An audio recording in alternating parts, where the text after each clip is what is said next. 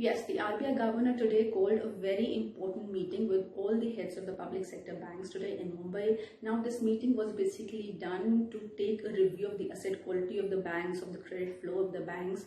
Also, RBI has conveyed to the banks to not to go for very aggressive lending rate hikes. We have seen in the past few days that almost all the public sector banks, they have increased their repo-linked lending rates. Now, we do know that after the sudden MPC meeting that was called by RBI, the MPC decided to hike the repo rate by 40 basis points, after which all the public sector banks have increased the lending rates.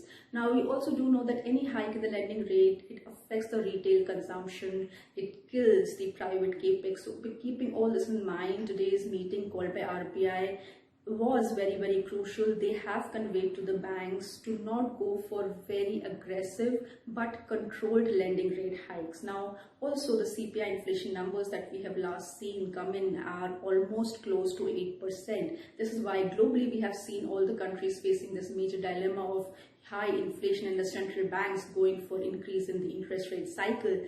Also, expectations are there in the next MPC meeting. Also, RBI will have to go for another rate hike, looking at which today's meeting was very crucial. That's why RBI has conveyed to all the public sector banks to go for very controlled lending rate hikes as to least impact the domestic retail consumption and private capex. So this is why today's meeting that was called by RBI governor was very crucial.